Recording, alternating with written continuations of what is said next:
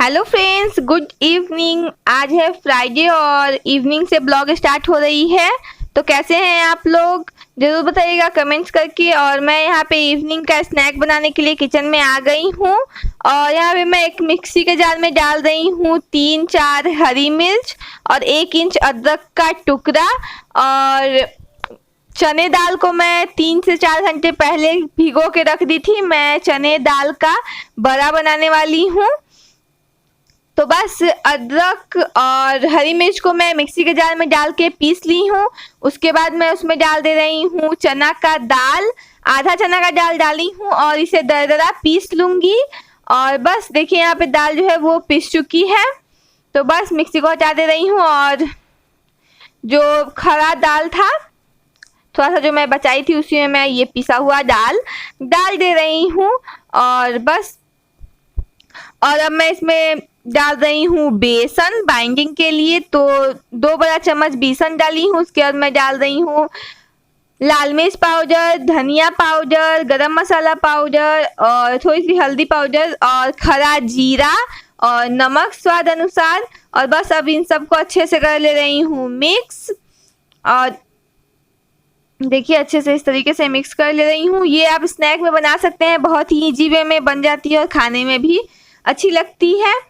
तो बस यहाँ पे एक कटोरी में ले ली हूँ तेल। इसे मैं अच्छे से अपने हाथ में लगा ले रही हूँ और कुछ इस तरीके से बड़े का शेप दे रही हूँ। हाथ में तेल इसलिए लगा रही हूँ ताकि ये मेरे हाथ में चिपके ना। फिर प्लेट में भी तेल लगा ली हूँ और उसमें भी डाल दे रही हूँ इस तरीके से बना के बड़े को।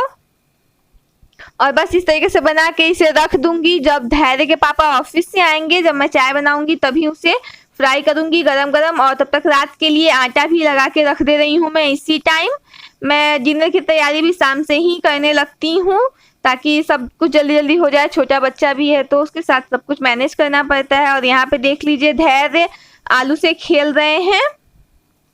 और बस अब मैं धैर्य की मालिश कर रही हूँ, सर में मैं तेल लगा रही हूँ धैर्य के और चोटी बना दूंगी। आज मैं धैर्य को शैम्पू की हुई थी तो बाल बहुत ज़्यादा उड़ा उड़ा लग रहा है। और धैर्य के पापा भी ऑफिस से आ गए हुए हैं तो वो कपड़ा वगैरह चेंज करेंगे, हाथ मुंह धोएंगे।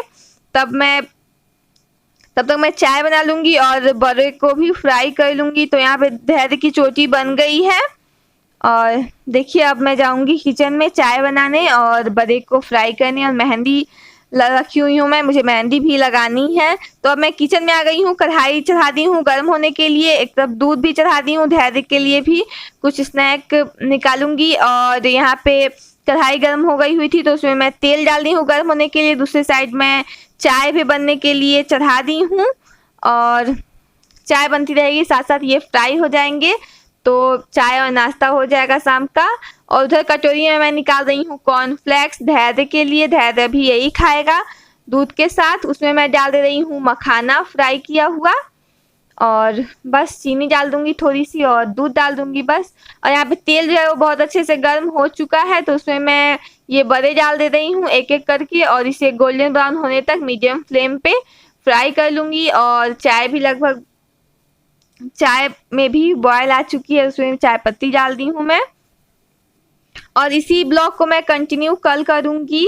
तो यहाँ पे देखिए बड़े जो है वो फ्राई हो गए हुए हैं तो इन्हें मैं निकाल ले रही हूँ, ये देखिए। और चाय भी बन गया है तो चाय को भी मैं छान ले रही हूँ। 2 कप चाय। मैं चाय नहीं पीती हूँ, सिर्फ धैर्य के पापा और दादी के लिए चाय बनाई हूँ मैं यहाँ पे।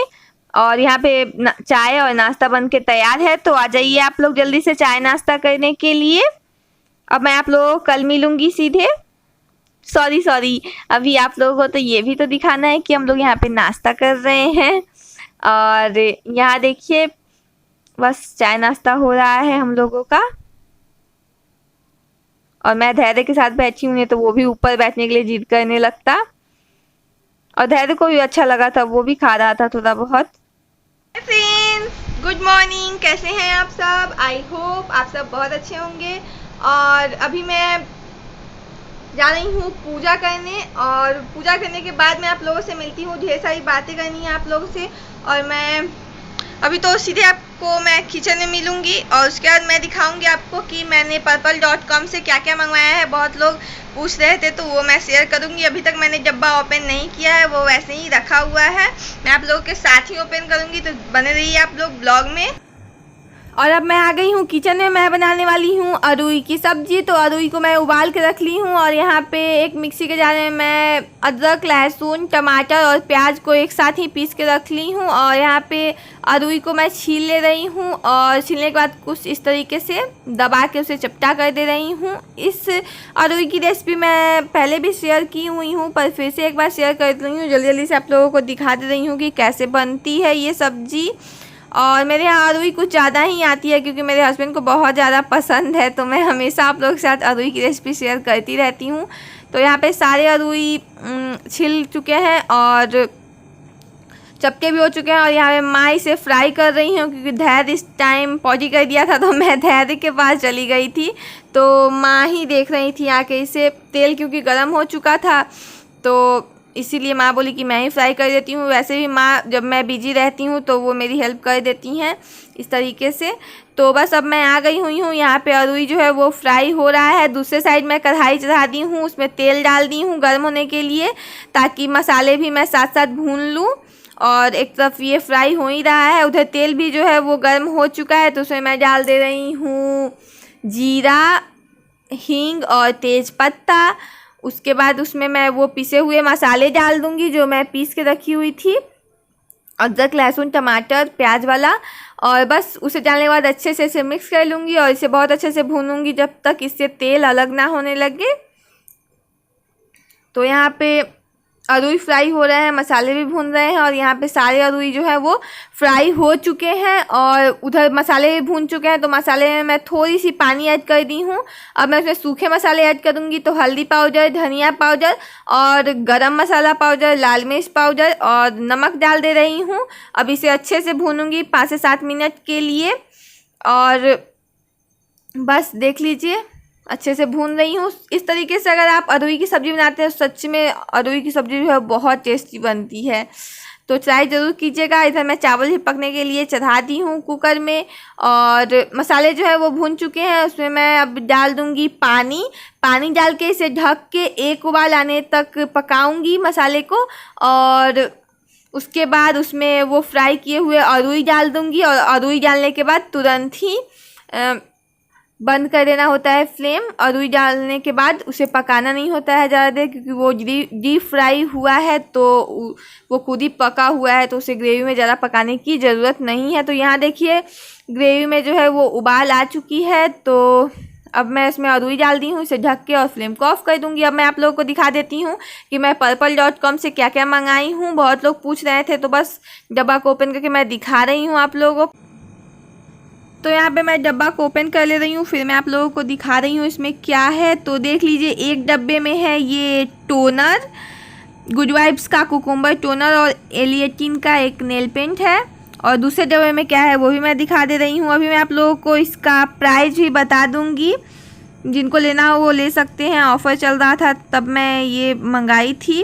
और इस वाले डब्बे में है एक हेयर कंडीशनर और है फेस वॉश और मॉइस्चराइज़र है। तो यहाँ पे है फेस वॉश है पपाया, गुड वाइब्स का पपाया फेस वॉश है और ये मुझे पड़ा है 122 में और इसका प्राइस शायद 145 था और उस टाइम डिस्काउंट चल रहा था तो 122 में मिला है मुझे।